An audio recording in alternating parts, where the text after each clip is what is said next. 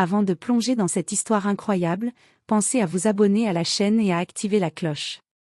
Ici, chaque récit a quelque chose à dire, et vous ne voudrez pas en manquer un seul. Le vent d'hiver soufflait sur le cimetière silencieux, faisant trembler les branches des vieux chênes. Jonathan Whitmore, vêtu d'un long manteau noir, s'agenouillait devant la pierre tombale gravée du nom de son fils unique, Ethan Whitmore. Ses mains étaient crispées sur le marbre froid, et ses yeux brûlaient de larmes qu'il refusait de verser devant le monde, mais que le silence du lieu accueillait sans jugement.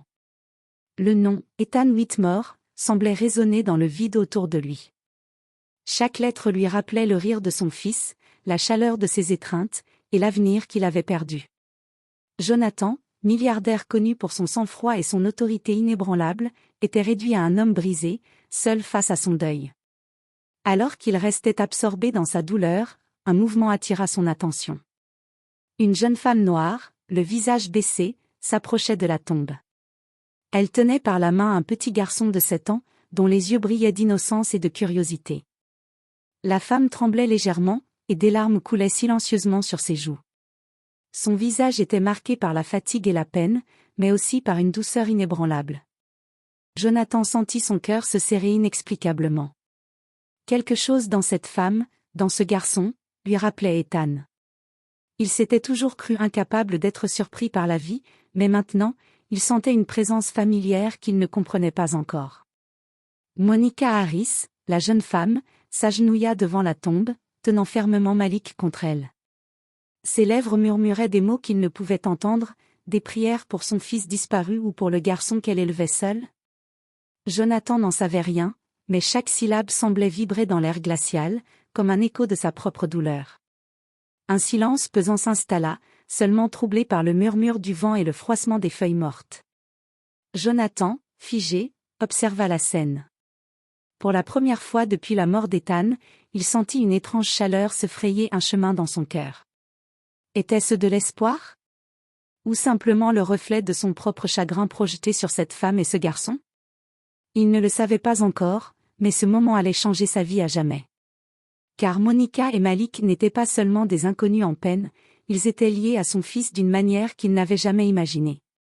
Et bientôt, la vérité éclaterait, transformant la douleur de Jonathan en un chemin vers la rédemption et la découverte d'un amour inattendu.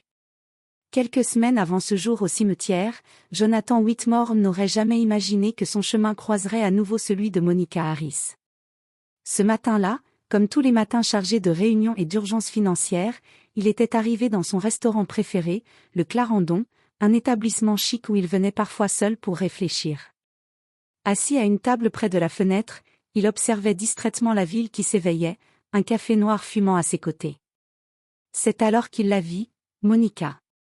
Elle portait son uniforme de serveuse impeccable, mais ses yeux trahissaient la fatigue de nuits sans sommeil et de combats quotidiens. À ses côtés, Malik, son fils, tenait timidement sa main, regardant avec émerveillement les lumières de la ville. Jonathan sentit son cœur se serrer. Ce garçon, il avait quelque chose d'Ethan. Cette innocence, cette curiosité, ce mélange de douceur et de force qui le caractérisait lorsqu'il était enfant. Il cligna des yeux, persuadé que son esprit lui jouait un tour. Monica s'approcha de sa table, le sourire poli, un peu tremblant. « Bonjour, monsieur Whitmore. Votre café ?» dit-elle, sa voix douce mais chargée d'émotion. Elle posa la tasse devant lui, mais ses mains tremblaient légèrement. Jonathan, surpris par sa familiarité et sa nervosité, la regarda plus attentivement. Il remarqua chaque détail, la façon dont elle tenait Malik contre elle, la tension dans ses épaules, la profonde tristesse dans ses yeux. « Je vous ai déjà vu quelque part, n'est-ce pas ?» demanda-t-il, incapable de contenir sa curiosité. Monica baissa la tête, hésitante. « Peut-être, je travaille ici depuis plusieurs années. Mais je crois que vous ne m'avez jamais parlé directement. » Jonathan fit un geste vers Malik. « Et ce petit ?» demanda-t-il, la voix plus douce qu'il ne l'aurait cru possible. « Il vous ressemble, mais d'une façon étrange. » Monica sentit son cœur se serrer. Elle n'avait jamais parlé de Malik à quiconque, pas même à son patron, et encore moins à un homme comme Jonathan Whitmore. « C'est Malik. Mon fils. » Elle le regarda, comme pour se rassurer qu'il ne jugerait pas, il est spécial. Très intelligent, très attentif. Il me rappelle parfois quelqu'un que j'ai connu. Jonathan sentit un frisson parcourir son échine. Quelque chose clochait, et pourtant il ne savait pas quoi. Il se pencha légèrement en avant. Monica, est-ce que, vous parlez de, mon fils, Ethan? Le visage de Monica se figea. Ses yeux s'écarquillèrent, et un silence lourd tomba. Ethan, murmura-t-elle, comme si prononcer ce nom éveillait une mémoire douloureuse. Puis elle hocha lentement la tête. Oui, il m'a aidé, il y a longtemps, quand j'étais seule. Il a aidé Malik. Jonathan sentit son souffle se couper. La réalité frappa plus fort que n'importe quelle nouvelle financière ou transaction d'entreprise.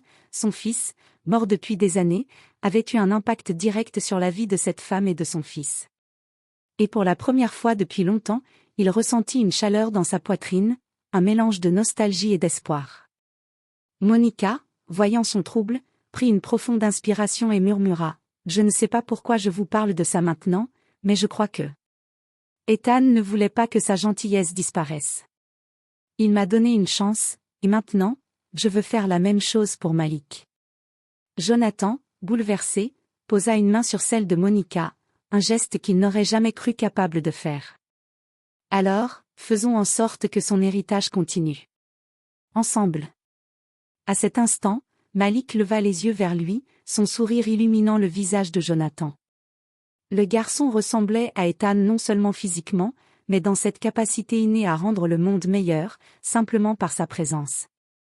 Et ainsi, dans ce restaurant baigné par la lumière du matin, une alliance silencieuse mais puissante naquit entre un milliardaire endeuillé, une jeune mère courageuse et un garçon plein d'espoir. C'était le début d'une histoire qui allait changer leur vie à jamais. Après cette rencontre inattendue au restaurant, Jonathan Whitmore ne pouvait plus oublier Monica et Malik. Chaque nuit, le visage de Malik lui revenait en mémoire, et il se surprenait à penser à Ethan à travers les yeux du garçon. Une décision mûrit dans son esprit, il devait en savoir plus, et surtout, il voulait aider Monica et Malik, pour honorer la mémoire de son fils. Quelques jours plus tard, il se rendit discrètement dans le quartier où vivait Monica. Elle habitait un petit appartement modeste, au 3e étage d'un immeuble ancien. L'endroit respirait la simplicité et la lutte quotidienne, mais il y avait quelque chose dans la chaleur de la pièce qui le toucha profondément. Monica, surprise de le voir sur le palier, sentit son cœur s'emballer. « Monsieur Whitmore, que faites-vous ici ?» demanda-t-elle, sa voix tremblante. Jonathan sourit doucement. « Je suis venu pour Malik, et pour vous. Ethan m'a appris ce qu'est la bonté, et je ne peux pas rester spectateur. Je veux vous aider. » Les yeux de Monica s'embuèrent de larmes. Elle avait toujours été fière de se débrouiller seule, mais la présence de Jonathan lui faisait comprendre que parfois, accepter de l'aide n'était pas une faiblesse. « Vous feriez ça pour nous ?» murmura-t-elle. Jonathan hocha la tête. « Pour Ethan, et pour Malik.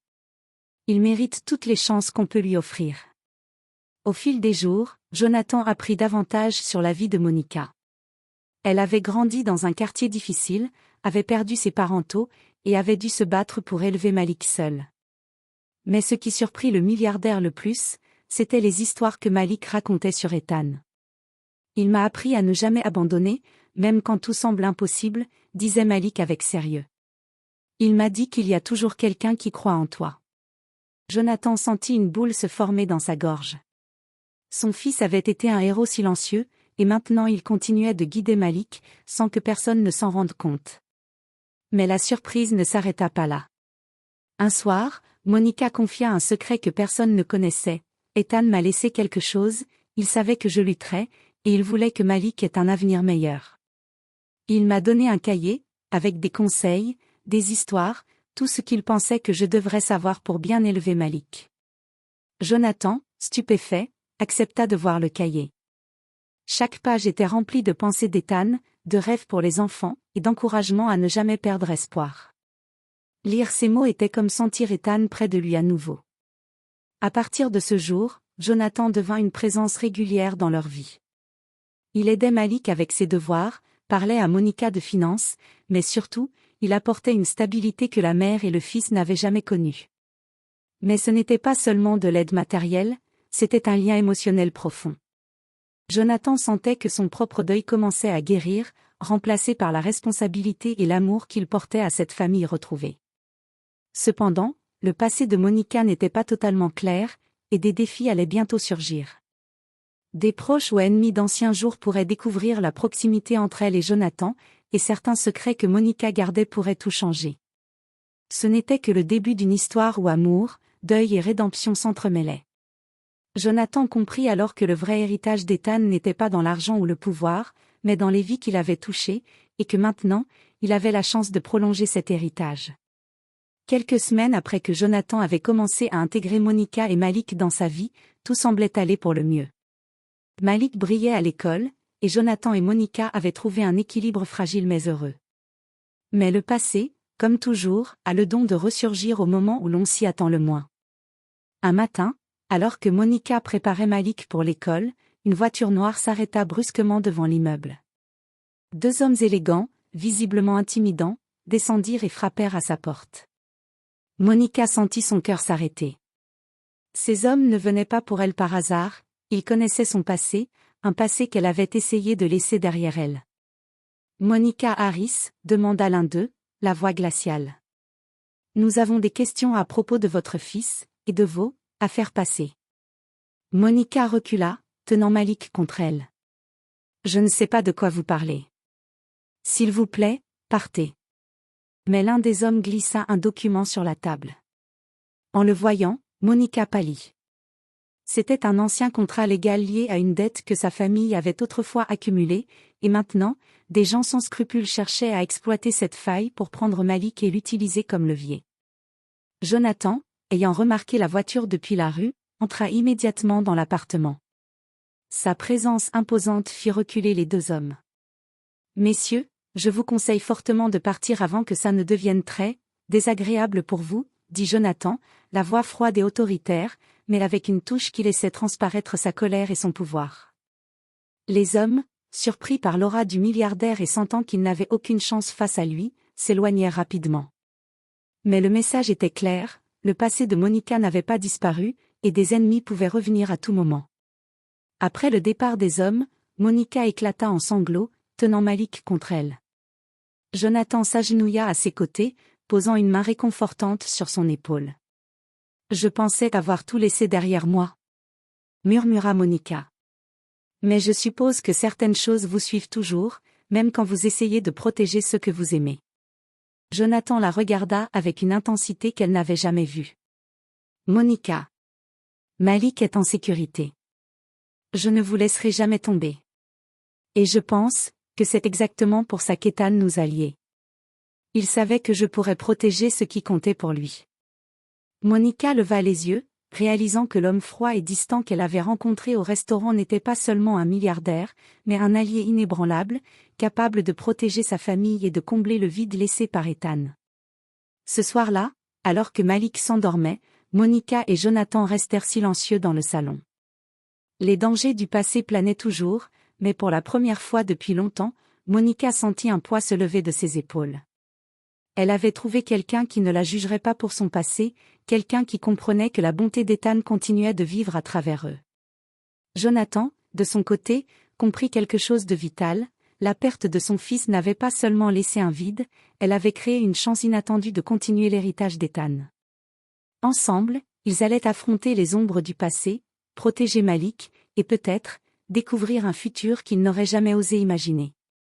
Quelques semaines plus tard, Jonathan avait réussi à créer un équilibre fragile mais solide dans la vie de Monica et Malik. Malik s'épanouissait à l'école, Monica commençait à croire à un futur meilleur, et Jonathan, lui, sentait une paix intérieure qu'il n'avait plus connue depuis la mort d'Ethan. Mais le destin avait une dernière épreuve à leur offrir. Un soir, alors que la famille se promenait dans un parc, une voiture ralentit près d'eux. Un homme sortit, visiblement déterminé et menaçant. Monica sentit son cœur s'arrêter, c'était le même homme qui avait tenté de les intimider auparavant, mais cette fois, il n'était pas seul. « Laissez-nous Malik, hurla-t-il, ses yeux remplis de menaces.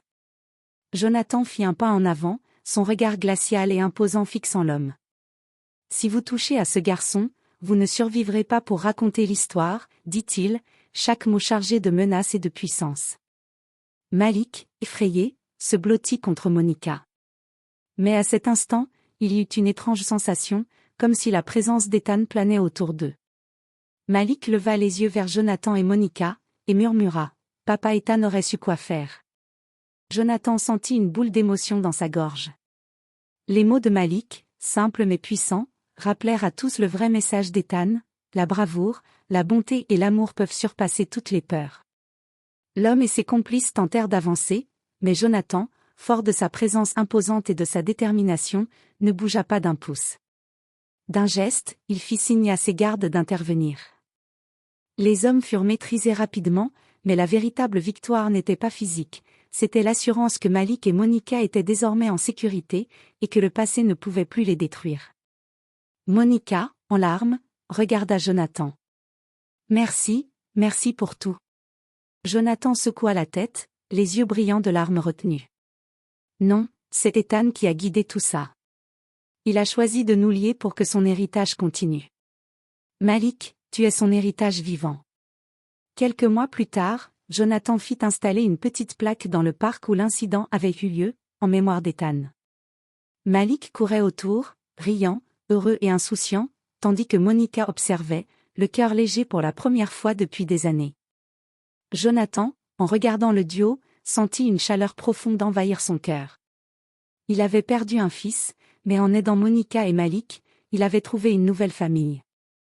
Il comprit enfin que l'amour et le courage de son fils Ethan ne disparaîtraient jamais, il vivait dans Malik, dans Monica, et dans la bonté qu'il transmettrait à chaque nouvelle génération. Ce soir-là, le milliardaire, la jeune mère courageuse et le petit garçon savaient une vérité simple mais essentielle. Parfois, la vie prend un chemin douloureux pour vous montrer que même dans la perte, il existe un héritage d'amour et d'espoir qui continue de grandir. Et pour Jonathan Whitmore, ce fut la première fois depuis longtemps qu'il sourit vraiment, sentant la présence d'Ethan à ses côtés, éternelle et protectrice.